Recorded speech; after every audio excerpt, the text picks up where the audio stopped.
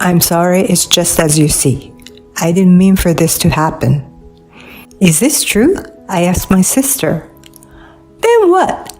This isn't the right time for that. Lily, you have to put really first. When I noticed, I was raising my hand to both of them. I've never been so heartless. I never wanted to experience anything like this in my life. But because of my stupid husband and sister, I was left with a memory I will never forget. They will never be allowed to see the light of day.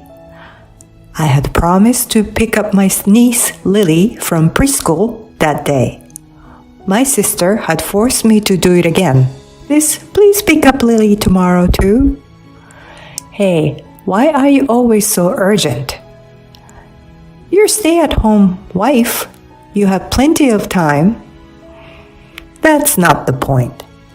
I can hear my niece coughing on the other end of the line. Is Lily sick? No, she's fine. She was coughing just now. She's fine. Anyway, do me a favor. Just keep her for a while. For how long? A week? What? I'm going abroad. What do you think you're doing? I can't. Oh, well, then I'm leaving Lily at the preschool.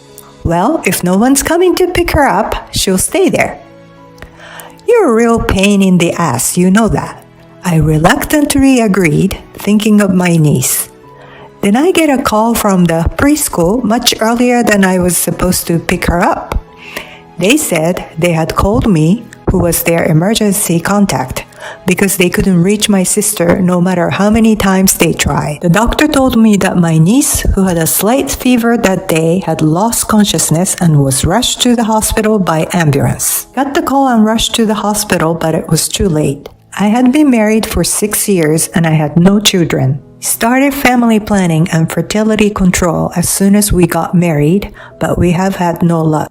My sister had a baby 2 years ago, but she and her husband divorced soon after. Since then, she has been pushing me to take care of her child every chance she gets. She says it will be good practice for when I have a child in the future. I have mixed feelings about this, but my niece is cute. And I told my husband that I would take care of my niece again. I'm going to take care of my niece again tomorrow. Can I ask for your help? Tomorrow? Actually, I have to deal with an urgent problem at work. I have to fly there early tomorrow morning. It'll be a business trip. You okay with that? Well, I've known the client for a long time. It won't affect the contract. But I'm in charge of sales, so I'll have to fly out there myself. Okay, well, be careful. Are you gonna be okay on your own?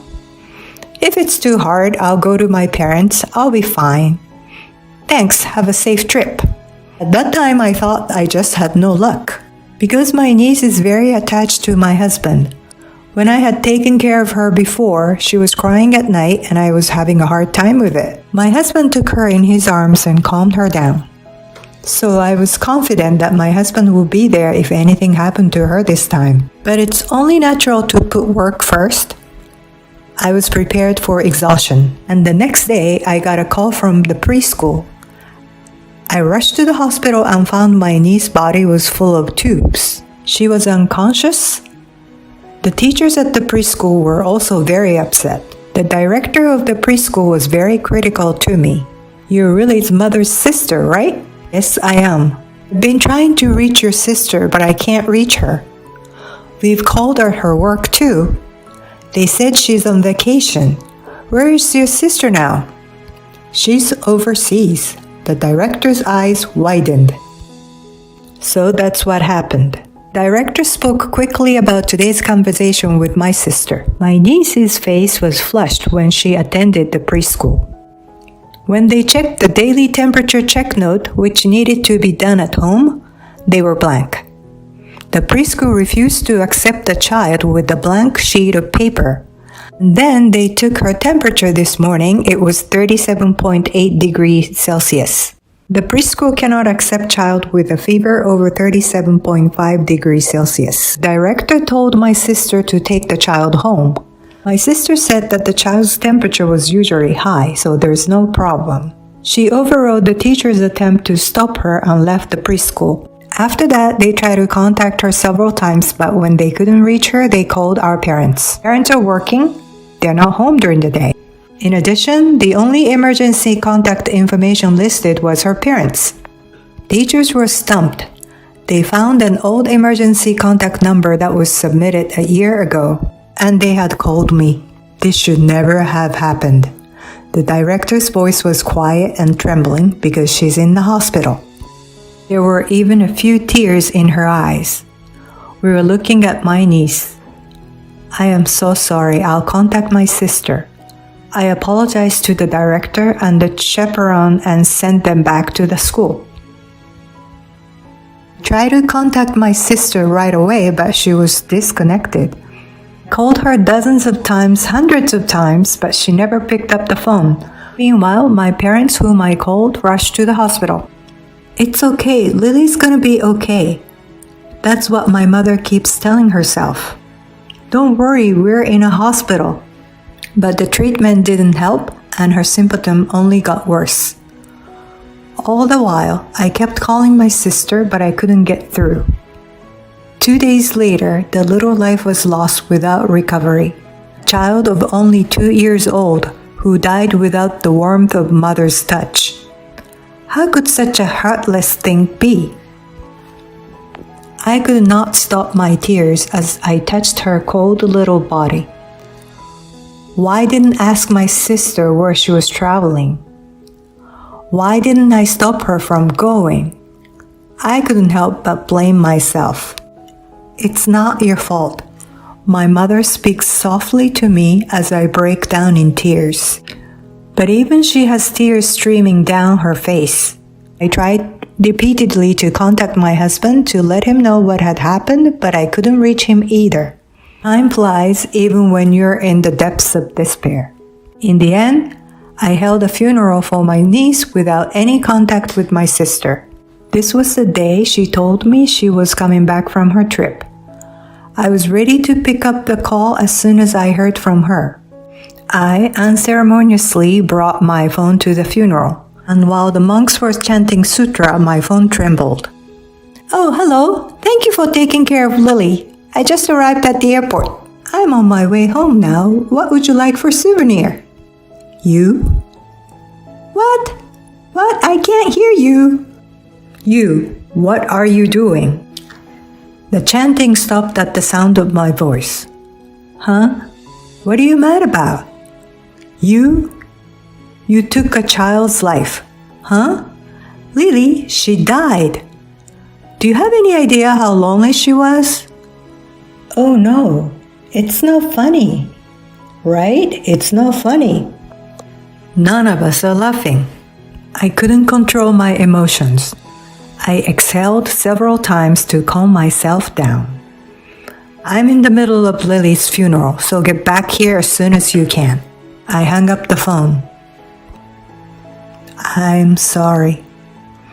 I apologize for stopping the chanting, but the monk gently placed his hand on my head.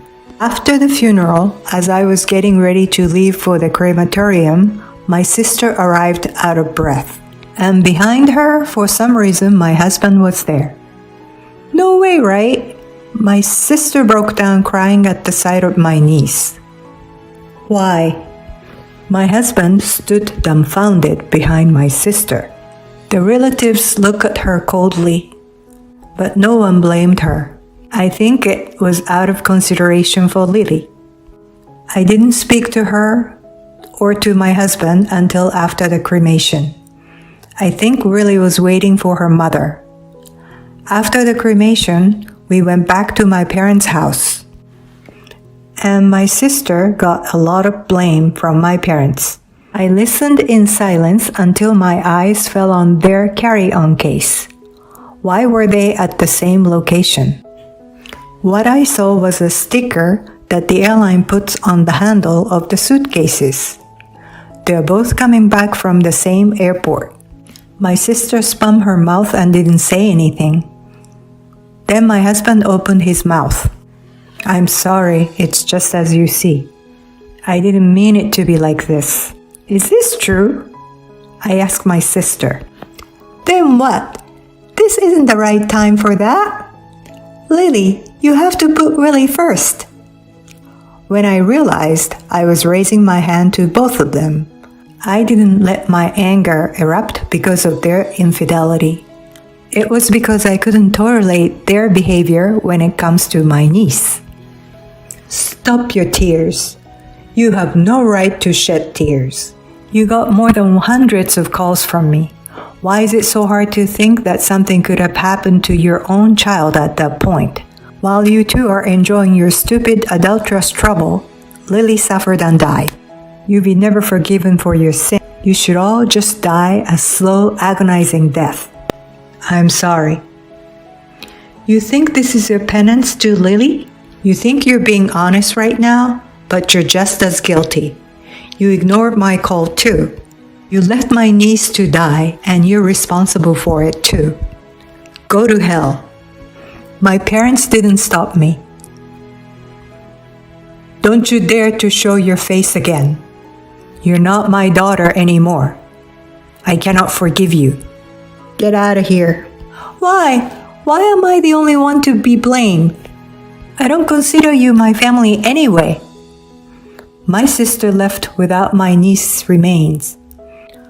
We'll discuss our divorce at a later date. He nodded in silence. He must have been racked with guilt.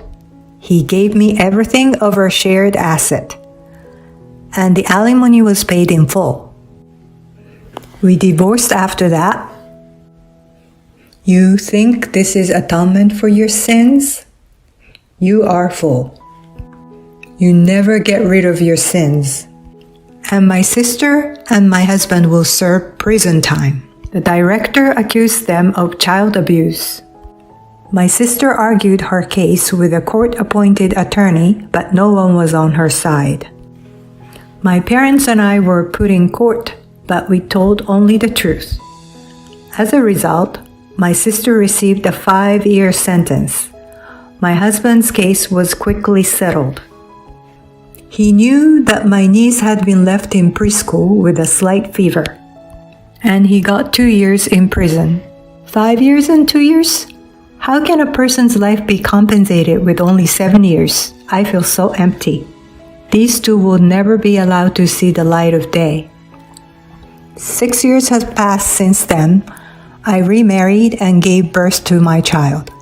I will never forget my niece, but it's my child who has healed my wounds. I want to be a mother who is always there for my child. They say sin never goes away, so they will carry it with them for the rest of their lives. They deserve it? No, it's still not enough. Human life is precious.